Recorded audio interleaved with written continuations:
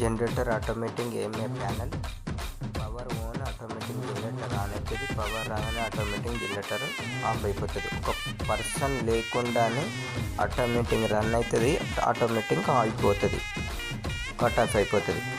ఈ ప్యానల్స్ కావాలంటే కింద ఉన్న నంబర్ కాల్ చేయండి.